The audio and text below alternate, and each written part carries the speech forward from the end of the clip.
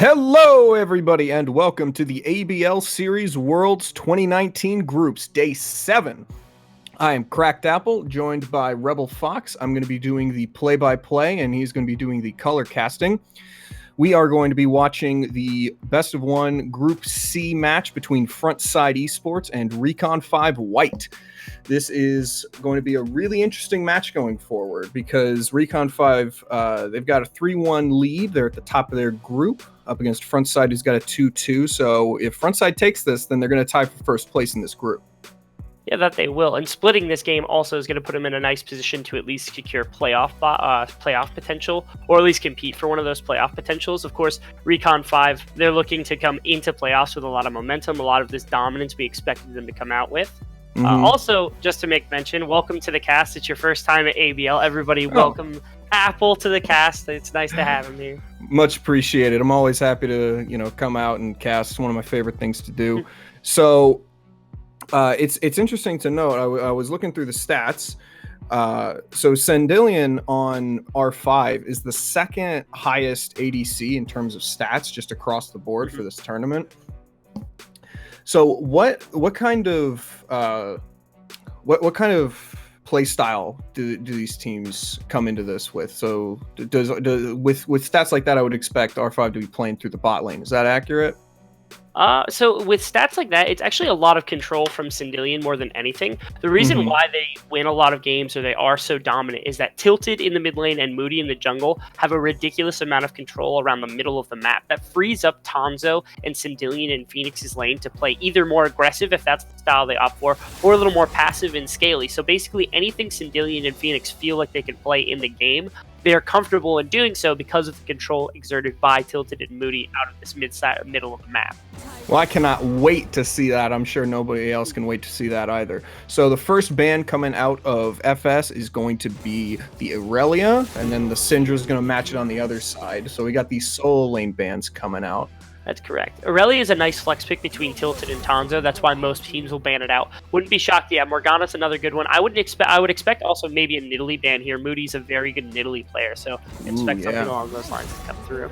It's always interesting to see those kinds of champions come out in the in the amateur scene is what I really mean. And because you see these champions that have such a high skill ceiling, where if you really want to one-trick a Nidalee, you can clear so fast and you can make ganks from any angle.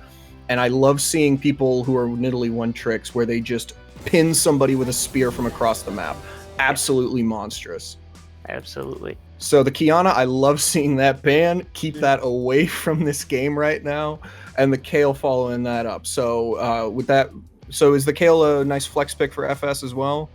I would assume that's the case, yeah. Or it's just Tanzo. I know Tanzo does play the Kayle pick, but it's not really in his wheelhouse. He likes things that are a little bit more lane controlling than a Kayle would be in most cases. So I think taking that away is more so a comfort thing for Tanzo. It also does bait out the Kai'Sa pick first. It's the only remaining really top tier ADC once the Xayah was taken away. So maybe there's a response they have. I know Ashe is something they've opted for. Caitlyn Morgana would have been something had Morgana not been taken away, but they could opt for Caitlyn in some other lane like Nautilus. Well, the Ryze is a great pickup here. Another flex pick. I think that we are just in a great meta for flex picks. And so he could go top or mid very easily and just completely take over the lane unless he gets completely camped. Yeah, I think we're at the point where Ryze isn't insanely dominant in terms of his pure laning pressure, but he still has wave clear to him, still has ways to kind of get to level 6, level 11, these spikes where he gets a lot more damage and can support these skirmishes quite a bit better. So, as you said, really nice flex pick. That Nautilus is locked in here. It's a nice response to Kai'Sa, but Leona left up, really good counter to the Nautilus in most cases, so don't expect this to be a really kill-heavy lane without some jungle interference. The other good thing about the Leona is that they can stack up the passive for Kai'Sa, which just means even more melting potential. The Ornn as well, so it looks like we're going to see a great team fighting comp out of Frontside. just because they've got so much ability to set this up. But the Nautilus Caitlyn, that is fantastic if they can chain the traps together with all of the CC from Nautilus. Yeah, helps shut down the Kai'Sa at least a little bit in the laning phase. At minimum, it takes away the Kai'Sa's ability to farm consistently and just freely in the laning phase. Something like Xayah, you can get aggressive against it with the Leona and the Kai'Sa, but in this lane, Nautilus, Caitlyn, you have safety, you have range to work with, so you don't have to worry about that as much. As you said, though, Frontside, their engage in terms of 5v5 is not only very, very sharp with Leona and Orb, but it's a lot further distance than most engages are. So you have to play very carefully if you're Recon 5, or have wards a little bit further up to see this coming from a while away, or nice communication's a nice way to try to counteract something like this. I think that the breaking point here is going to be the jungler picks, because if we can get some aggressive early game junglers in here, and we're seeing them banned out, Kiana, the Pantheon, and the Kha'Zix, all early game junglers. So I think both teams are trying to slow it down and get themselves to a point where, you know, once you reach the mid to late game, that Ryze on the red side is just going to be pushing inside lanes constantly, and Caitlyn with a few items is disgusting to watch.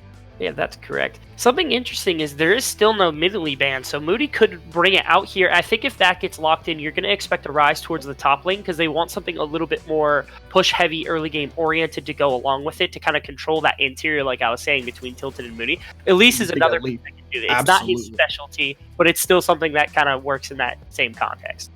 Absolutely. If you can get the Cocoon onto the Ornn or the Kai'Sa, that is going to completely shut them down. Kai'Sa is going to be really vulnerable in these mid to late game team fights. But talking about that bot lane, which team do you think has more of an advantage here? But that Blitzcrank cover, is that going to get locked in? No, but the Taric instead. So where's that Leona going? It's possible it's Taric Yi, and they're going to run a funnel composition. I've seen this being like thrown around a little bit more recently. Yeah, this mid lane, this was brought back after they had nerfed it. Nobody's really been playing it since because it's still kind of weird to play against, hard to optimize, but it is something that still works. And finally, I'm getting to see it. Like I said, I've seen it thrown around in a couple of games, a couple of skirmish games, things like that. This is the first time I've seen it on a stage like this in a while. Yeah, the funnel comp was one of the least popular metas, I think, in a long time. Pros hated playing it, viewers hated watching it, but we're going to be seeing this Jax heading up to the top lane against the Ornn and the Ryze against the Taric. So it looks like both teams are opting for scaling in that sense. Funneling everything into the Master Yi, that's going to be really scary, but you know, I think the Ryze might benefit from a slower lane as long as he can avoid getting ganked by the Master Yi too much. And not only that, but like there's a lot of champions you could potentially look for in the mid lane to pair with an Elise that do push pretty well. But the problem is like in a slower lane, like you said, most of those champions just don't scale the way you would want them to. Ryze has the ability to not only push really fast if he wants to punish for like going for a jungle camp, something like that, but he can also slow down, freeze the wave in the right situation. So if Tilted's able to control his lane very, very well, he can try to punish the Yi and Taric. And the Elise Ryze has lockdown, has early game damage that you could potentially burst out Taric or even Master Yi in the right situation with. I also like the Jax flex here with Tanzo. He saw that they weren't really going to have a great middle of the map because Master Yi, Taric are going to try to control jungle camps. So he goes for something a little bit more split push oriented to take pressure off this middle side of the map, or at least the 4-1 composition that they're running now with the bottom side. Right, so you said 4-1 composition for which team?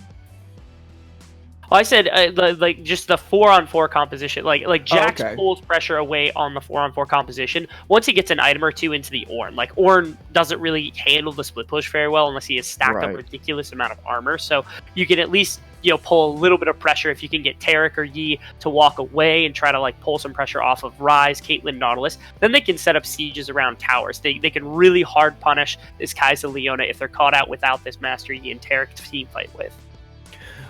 Yeah, absolutely. And I think that it's going to depend a lot on the vision game, because I think that Jax is going to be pretty safe from ganks in the top lane. And, Nautilus has some pretty good peel once he hits level 6. So if Ryze can avoid getting ganked too hard, I think that the 131 from Recon 5 is going to be really, really scary and hard to deal with. So it's going to depend a lot on whether or not Frontside can get the engages that they want with the Ornn Horn, with the Leona E, and Leona's ult as well. She's just a giant CC bot. So it's going to massively depend on whether or not Frontside can get the team fights that they absolutely want. Master Yi with the Taric ult on top of him, even with all of the crowd control that Recon 5 has, not going to do anything against that Master Yi if he's just completely invulnerable and shredding through their carries. That's correct, yeah. I think my one problem, though, with Frontside's draft is they have that set up very, very well, but in the wrong lane assignments and in the wrong kind of early game here, even with the Ornhorn, with the Leona, and then with Taric running in, even with the invulnerability on him, it's still hard to aggress into the 3-man. If you're expecting Ryze and Jax to be in 2 side lanes, it's the Caitlyn, the Nautilus, the Elise that can kind of stay further back. Nautilus is a little hard to crack because of his tankiness. Elise has the repel. Caitlyn has a ton of range, so she can back up really, really quickly. And like I said, if you don't have a lot of burst engage and then an immediate win of that 5v3 team fight, Jax and Ryze are going to punish you very, very hard in that 1-3-1 if that's what they opt to go for. So the setup in the early game has to be very clean from this team. They have to prepare for Yi and Kai'Sa to be able to carry once we get to that 1-3-1 versus 5-man squad. Right, and the objective control is going to matter a heck of a lot. So Master Yi can't just be focusing on farming up. He's got to be really prepared to defend around this Baron and the dragons, because, you're absolutely right. We're going to be going to a quick break as we get into the game, because the spectator delay is almost up. Everybody do not touch that browser. We'll be right back.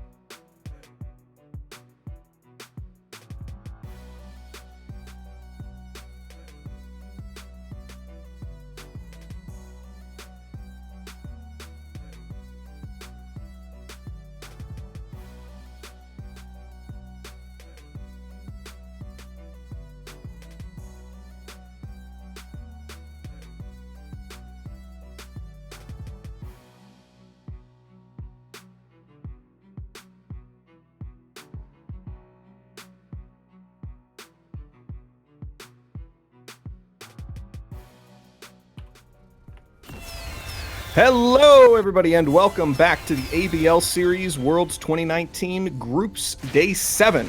I'm Cracked Apple doing the play-by-play with Rebel Fox, and we are watching the Frontside eSports on the blue side going up against Recon 5 White.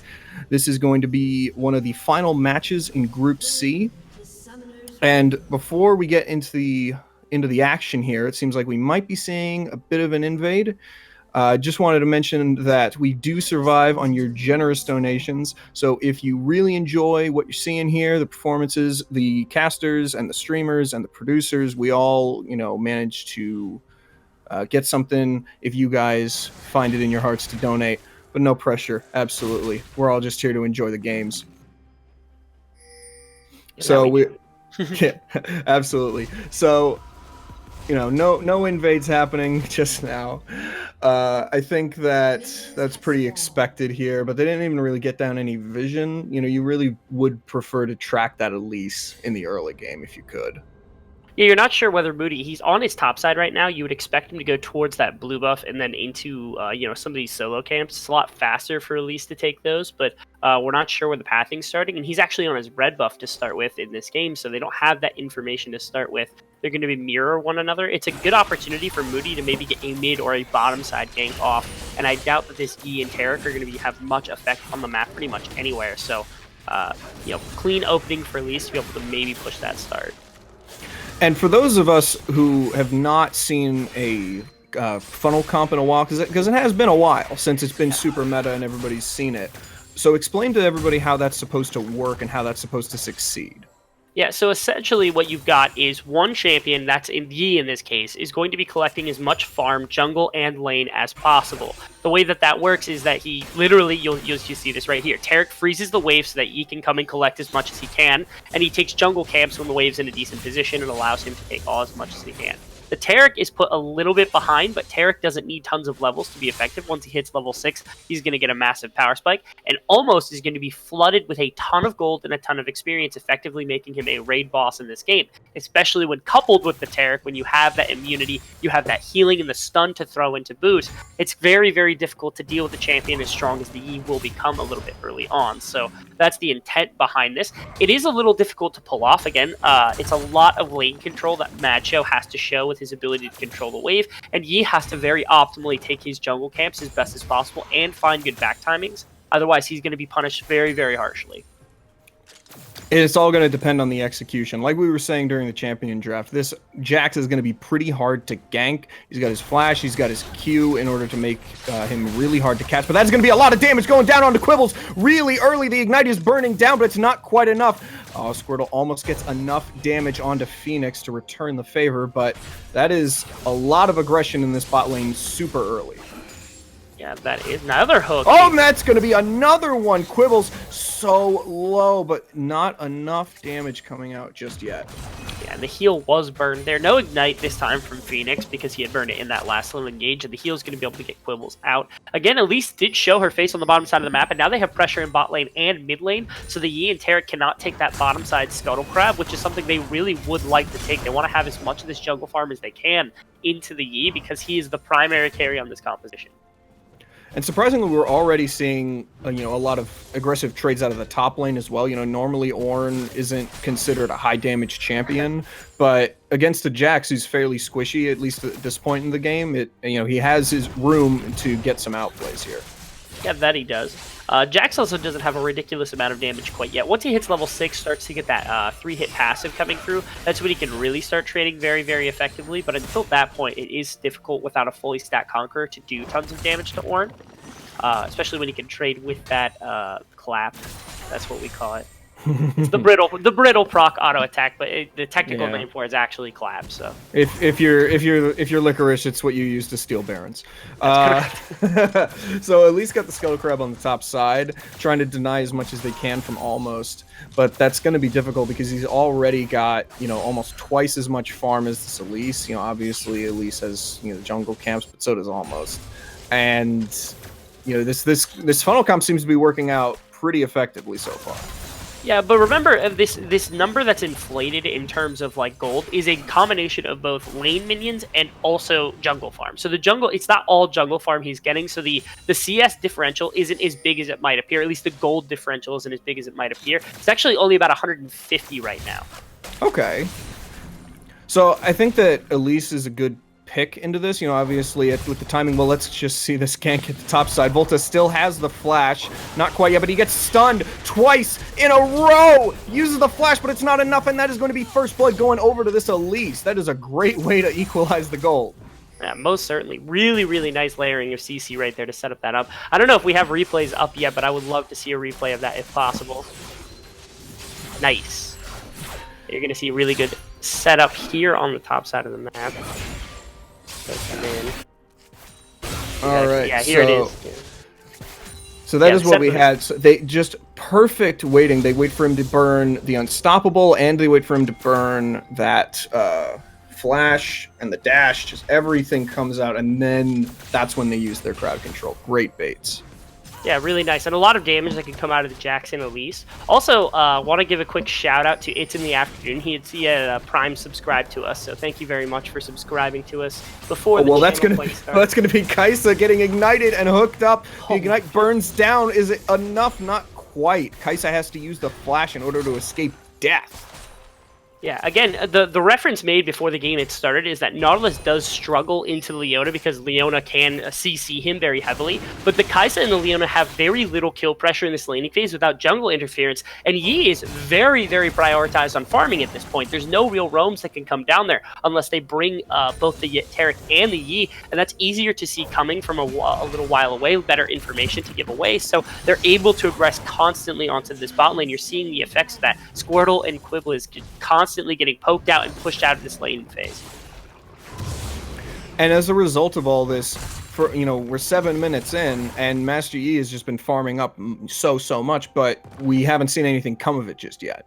Yeah. So that early game pressure that we were talking about, that hyper aggression that we needed to see in order for them to really press this advantage, has not come out yet. Yeah, and this is the biggest part. Again, there is a lot of things that you could use to optimize this build and this style of play. One of the biggest is back timings. It's so hard to find them. He found his first one right now, 7 minutes and 30 seconds in, finishes an entire warrior enchantment, but he has had no effect on the map. So at this point, he has a fully completed jungle item when no one else on the map is even close to anything like that. So his power is very, very high right now. Mad Show, once he hits level 60, he's able to do that very quickly. We see Elise in the bottom. Looks like Quibbles might be caught out here. Doesn't get the chain CC, but that is going to be another kill going over to Moody, and that's a big long hook going on to Squirtle.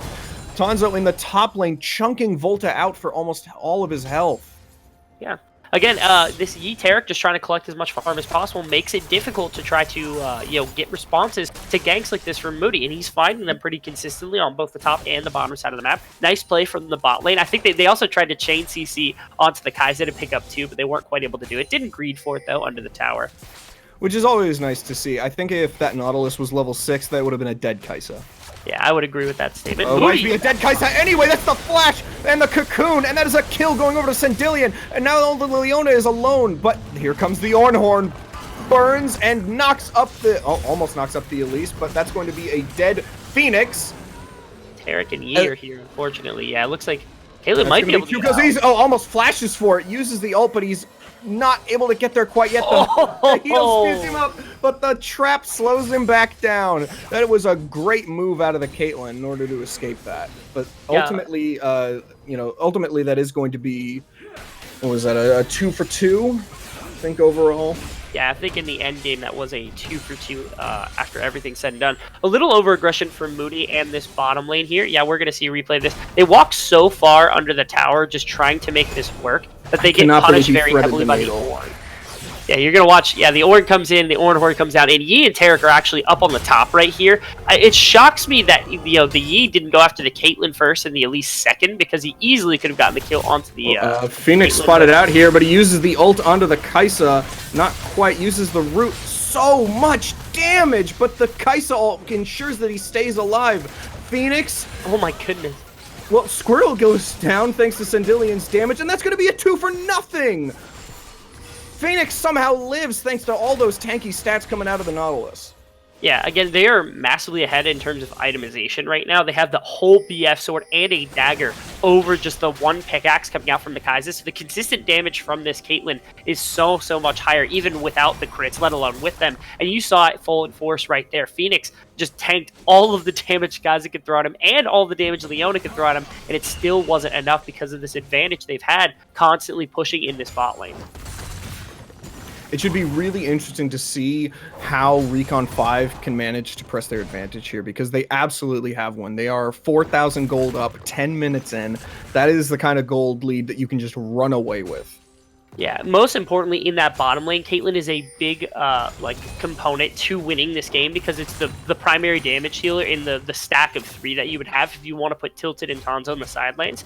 Those two also aren't actually doing terribly right now. I think the one thing is Tilted isn't picking up quite as much gold as he might want to in this like funnel composition, but there's not much he can do to contest against the Yi in this case. Jack's doing a really good job, has a pretty decent advantage over the Ornn as well, so they're set up pretty well. Rise should be able to get to his first item, if not first 2 items, pretty easily, and Jack's very close to finishing. He has the Tiamat for lane control and should have that Trinity Force any minute now. Well, I mean, you say that the Rise isn't getting as much farm as he would like, but despite the fact that he's up against a funnel comp, he's still got 10 CS per minute. So I struggle to think how he could be doing better. That's going to be Sandillion getting rooted and stunned up by Quibbles. Uses the ult coming down, but that's going to be another root going on to Squirrel. There's just not enough damage coming out of Frontside. Yeah, not much you can do there. If you are the Leona and the Kaisa, you can trap them with all the CC that you have in your entire kit, and it still just is not enough. Also, I'll speak really quickly to what I meant a second ago. I didn't mean that he was farming poorly. I'm just saying he hasn't contributed to the map nearly as much as he might have wanted. I think that bottom side play, he could have come down in a normal composition with either TP or otherwise, but because he's focusing primarily on farming his lane and controlling that middle side of the map, it's just too hard for him to kind of put his focus anywhere else. No, totally understandable, but that's going to be a first brick going over to Recon 5, and now they're going to be moving over to the Mountain Drake, which should help them pick up even more objectives. Yeah, right now the Yi just hasn't been involved enough in the map plays right now. He's level 9, which is pretty high for a jungle like lane hybrid, but level 10 for Tilted right now because of all those minions he's picked up. Tanza also matching that level 9.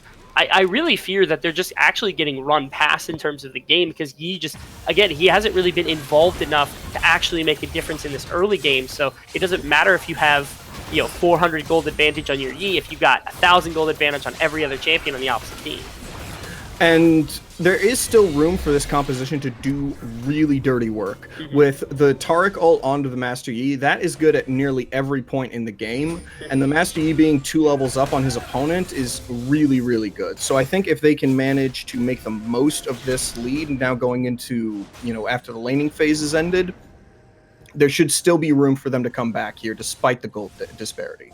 Yeah, the one thing I do like about Recon 5, though, is you really haven't seen any of these members out in the river or anywhere past on their own. If they're going somewhere, they're doing it as a tandem right now, and that's really, really good because Taric Yi thrive really on taking some of these advantageous, like, one-on-ones, finding these pickoffs, because that's a lot more errant gold that you can pick up on the map for free. If you don't give him any of that, he does have to resort primarily to farming. Then, as you saw, he cleaned up that one fight, but that's about all he's gotten, and it's tough to engage on any of these champions. You have CC on Rise, on Elise, on Caitlyn and Nautilus to be able to stop him in his tracks if he does start running at you, and that's kind of been the downfall of this so far. Well, it's worth noting that the turret plates are still not completely fallen, and yet at this point, Recon 5 has gotten themselves 11-0 in turret plates. That is a lot of gold, and it really makes you question the decision to go with this funnel comp when you lose so much map pressure because of it. That you do. And again, I like the flexibility that they had to go for the Jax in the top lane to control that, as well as having this very dominant bot lane. They didn't know that the funnel was going to come into the Caitlyn Nautilus, but now that they knew there weren't going to be many ganks or a lot of pressure coming down towards that bottom side, they were able to adapt to it and play a lot more aggressively than maybe you would have expected coming into a game like this. Absolutely, and going forward, it's going to be all about the split pushing pressure, because like we were saying, we keep bringing this up because it's going to really start mattering once Baron is up. The Rise and the Jax are 2 of the best split pushers in the game, and Caitlyn is great in a 1-3-1 because of the traps, and that is going to be the ult coming down from the Leona, going straight onto the Elise. That's the Taric ult. Quibbles gets the kill onto Moody. Phoenix might just be a little caught out. The stopwatch comes through. Here's the Rise ult. The party portal brings him in, but that's not enough. The Ornn ult, no, that's the flash coming out of Phoenix. Great dodging potential there. Yeah, nice little pick off here of this. They actually might still lose this tower anyway. Yeah, big problem I have. The Kaisa has not joined them, so that means that they're not going to be able to defend that mid tower. That is 3 towers to nothing, despite the fact that kill goes over to Frontside. Yeah, usually I wouldn't mind having a kill like that, especially if you were to go on something like the Yi, but they actually used like 3 ultimates. They had Yi ultimate, Taric ultimate, and Leona ultimate all burnt just for the 1 kill onto Moody, who had already taken a tower shot. Like, it's a rough situation to say that that's an advantage, especially after losing that tower. you want to be able to generate picks like that without having to burn Yi ultimate or without having to burn Taric ultimate and things of that sort. Because then with Taric ultimate, you can engage the remainder of the fight with the Ornn ultimate coming in that late. So yeah, you could say, okay, they got a kill, they were able to secure something, but yeah, it's not where you want it to be, and it was maybe a little too much spent for it. Yeah, a little bit better coordination of those ultimates could go a lot, could get them a lot better results. Something I want to bring attention to is the vision scores on these team members. Like, the top laners are probably about where you would expect, same with the mid laners, but the Elise has a vision score of 32, which is higher than even her own support. As opposed to the Master Yi's 3, which really shows you why they're able to get these picks and able to just go in and find what they're looking for and just, you know, press in the side lanes with impunity because they know nobody's around there, because they've warded every spot of their enemy team's jungle. The bot side jungle is completely lit up with red wards. Yeah, that it is, and it has been for most of the game. They've done a really good job of controlling vision, especially around the entrances to the opposing jungle, to track where Yi and Taric might have gone, and a lot of that was Moody. Moody's ability to walk into the river, have that CC, and then to be able to scat out with the spider to free up some space so that they don't have to worry about getting ganked by Taric Yi at any point. And that's, yeah, as you said, that kind of shut this down at least a little bit in the early game, and it's really nice coming in. 32 at this point in the game is actually rather high, especially for a jungler who switched to red ward very quickly, so he must have been finding a ton of wards in this mid game here. That he must have. And something I was really disappointed with the way that Rift Herald turned out, because it was good to see Frontside finding a really solid objective, but you know, it doesn't mean much. Well, that's going to be really, really unfortunate for the Master Yi despite that, but that's going to be another kill going over to Quibbles on this Leona. Does not manage to get himself out, however. Moody gets his 3rd kill of the game and the 2nd Mountain Drake. Yeah, really, really rough. Unfortunately, almost, I guess his thought process was, it doesn't matter if you flash, I'll follow you anyway, but didn't realize, oh, there are 4 members in the pit right here. So you're going to see this happen. The Ornn Horde's able to catch out the Rise as he walks around the bottom side of the pit right now. Oh, it's actually... Yeah, was this calculated by Tilted? He's just like, oh, I'm going to bring you in with the Alpha Strike. I think it was, That's brutal. That is absolutely brutal. And, you know, the Leona gets the kill, but it just, you know, in terms of trade, I would not take that at all. Yeah, no, expenditure again of multiple ultimates on the side of Frontside here. The Yi doesn't get the kill yet again, and they lose 2 kills and a Mountain Drake. And this tower, they just lose too much. They're hemorrhaging objectives off the back of some of these aggressive plays that they're making. Yeah, the last thing that you want is 2 Mountain Drakes on top of a Jax. The chain CC goes straight onto Phoenix, but there's just nothing else to take right now. But the chunk from this Caitlyn, did you see that? Half of Squirtle's health bar from an ult. I did. I was still reeling from the fact that that was a 4-man Nautilus ultimate that hit all of them simultaneously, so you saw all of them go airborne for a second. That was mystical to me. You don't usually see that from Nautilus, at least not all at once, so they could aggress here. They have Quibbles on the left side. Well, that manages to get the flash out of the Caitlyn. That is great to see. And the route onto Tilted, that is going to be more chain CC coming down onto this Rise, but he's still dishing out the damage. The kill goes over to the Mad Show onto this Taric. Yeah, again, some of these supports picking things up. You have the Taric with a kill, you have Leona with 2 kills in the game, actually more than anyone else on her team. But the Yi needs to be the beneficiary in some of these situations. If not the Yi, then the Kai'Sa. That's just what has to happen. Otherwise, this composition falls by the wayside. It doesn't matter how much support you have for them if they're not doing the damage they need to at this point. Even better was there were some minions pushed into the bottom tower by Tanzo, and he also took away a few of these jungle camps away from the Yi. That's just kind of starving him of a little more gold here and there, and that's really, really nice to see. The response on the top side of the map, no, was nice though from Frontside. They were able to punish overextension from the Rise from the Caitlyn. Thankfully, Caitlyn didn't also die, but yeah, that's just a little too far up from Tilted. What I want to see from Frontside though is really pressuring this Caitlyn as she's farming up, because having that flash down might just be a death sentence depending on how things go. Almost can jump onto the Caitlyn, and especially if he's Taric ult up, then that's going to be like an instant kill. But Caitlyn is at a pretty scary point right now. Caitlyn is, yeah, terrifying point. Both AD crit items completed. Not really much fear also of the, at least right now to this point, the E hasn't been able to get anywhere near her with anything. And as you said, the flash being down is the scary part of that. But if Nautilus is around, if the Elise is around, they do have chain CC to try to prevent him at least from getting to her before that ult wears off. And with these 2 crit items, and he has no armor on him right now. So Tanzo's trying to be a little bit cheeky here, maybe steal away the red buff, but I think they've spotted this out. The Baron is starting to get taken. They've got 2 Mountain Drakes and a heavily critted up Caitlyn. Look at the chunk onto Quibbles. That's a Leona, ladies. Like, come on. That's correct. Well, that's good. Phoenix has to flash away from the Leona ult. They don't want to fully engage on this Baron just yet.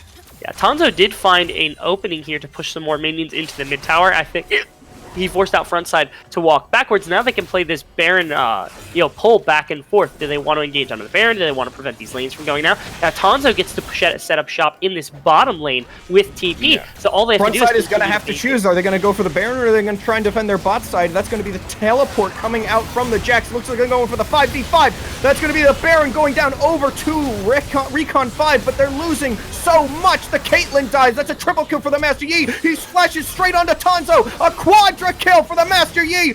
So close to for a freaking pentakill. Oh God. Phoenix might just die here under turret. They want it so bad, but is it worth it? Yeah, I don't think they're actually going to give it to survive, but Phoenix gets the kill onto the Leona as well. Almost diving straight onto here. They are trying to wrench this lead back from the side of Recon 5. That whole Baron play goes, only one Baron buff is going to be on the Nautilus now. Yeah, interesting call from Recon 5 here. I'm not sure how far back the replay could go if we could see it, but certainly we'd be able to do what we can. Again, yeah, right, you see the fight is they just decide on the fight immediately when the Taric ult comes down. No flash on the Caitlyn to get her out of this fight, so Yi just runs down this team. It wasn't shocking to see it happen. Tanzo doesn't have the E up for the counter strike to be able to counteract this Yi, and so he goes down as well. I love the self-control from the Master Yi to not try and go for the Penta and instead go for the objectives. That's great to see. Classy. Absolutely.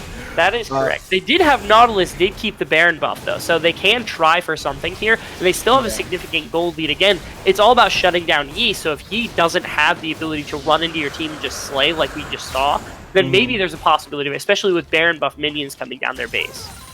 He was pumping out a scary amount of damage, and I think that this comp for Frontside has finally come online. It's all just going to depend, is it too little too late? But the good thing about having the Tarth and the Leona is that is 2 really strong frontline support tanks.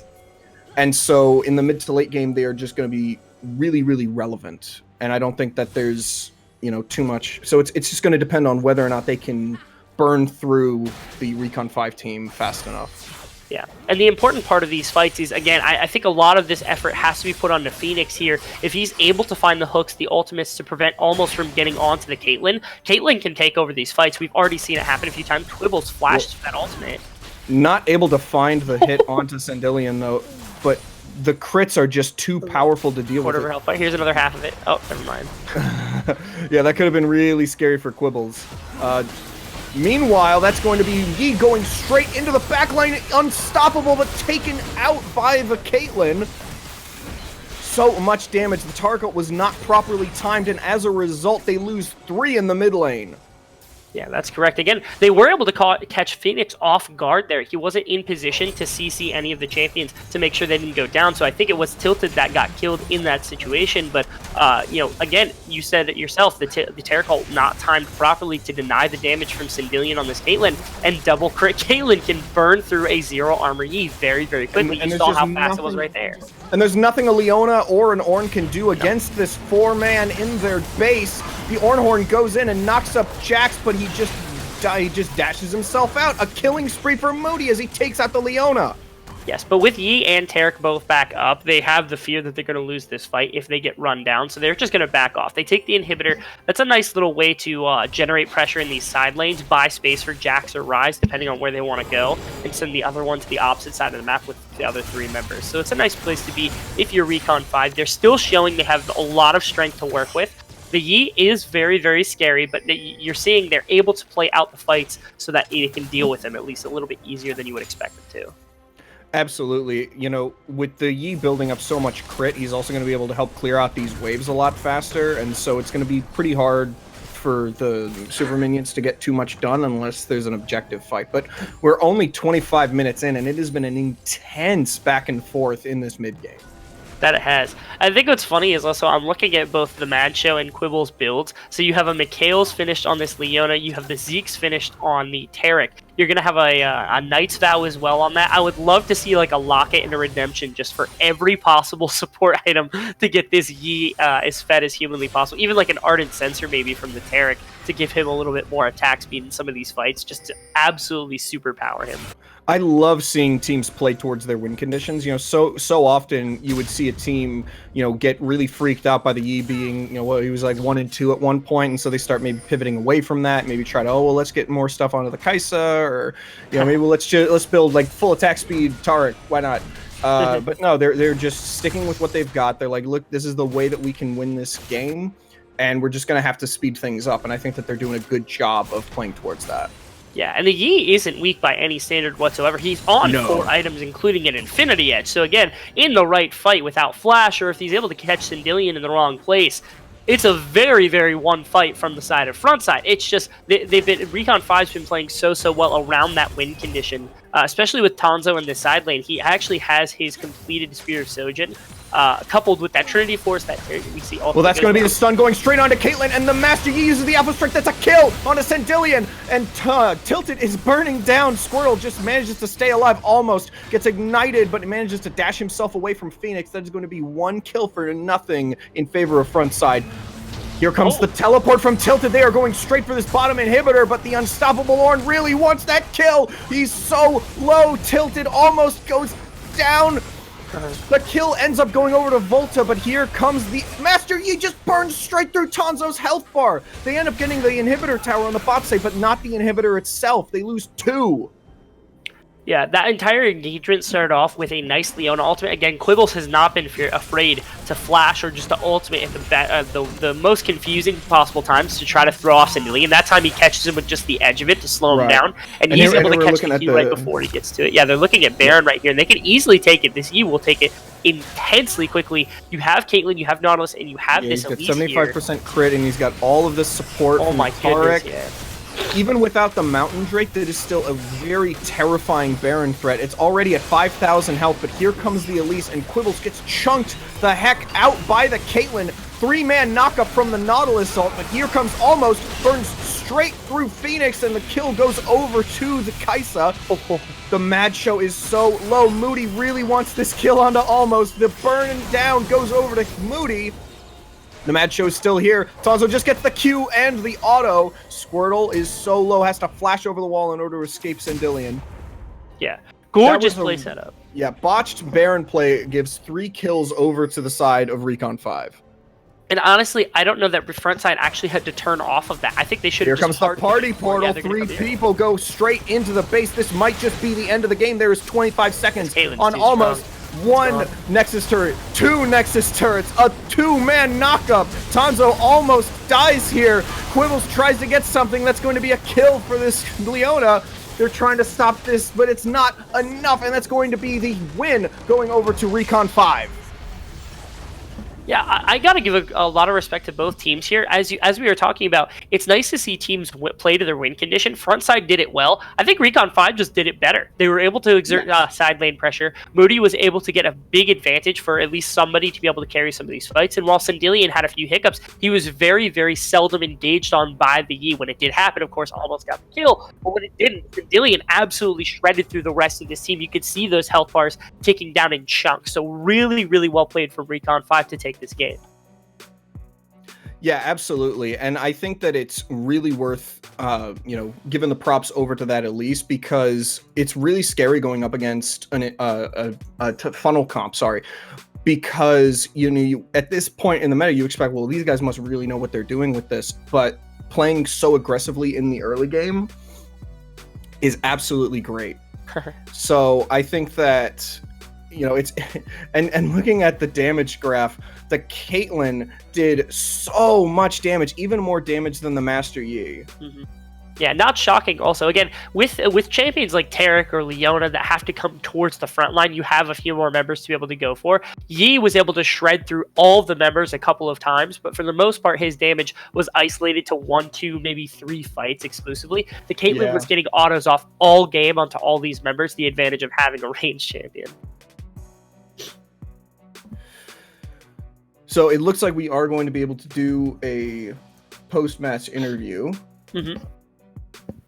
So you being the veteran caster here for the ABL, if you could just guide us through Pick that. somebody. Yeah. Let's bring in Moody. Let's talk to Moody for this one. All right.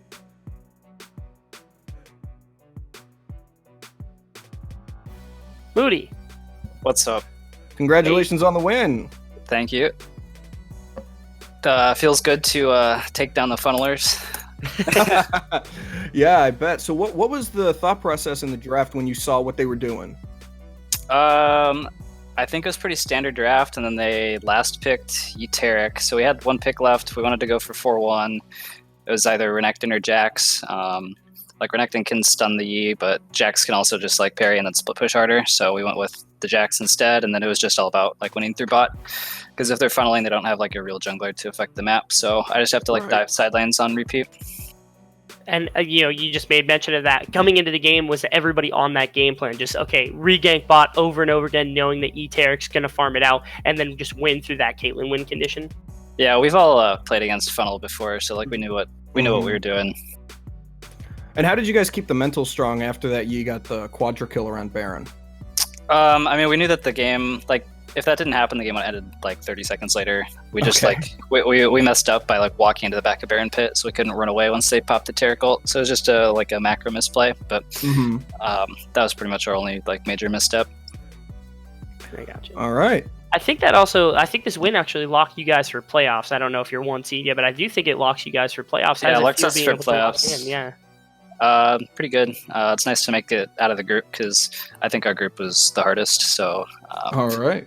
I'm happy that we were able to pull it out. Always good to see. So what are your expectations going into the knockout stage? I mean, we're going to win the whole thing. There's not a doubt in my mind about it. That's what we like to hear. We have the best player in every role, so it's really easy. Well, we can't wait to see it. You got any shout outs for us?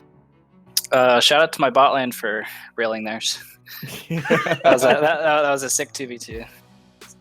Yeah, absolutely great to see. Well, thank you very much for joining us, Moody, and congrats again on the win. And we all look forward to seeing you guys in the knockout stage. Thank you. Funneling is scum. All right.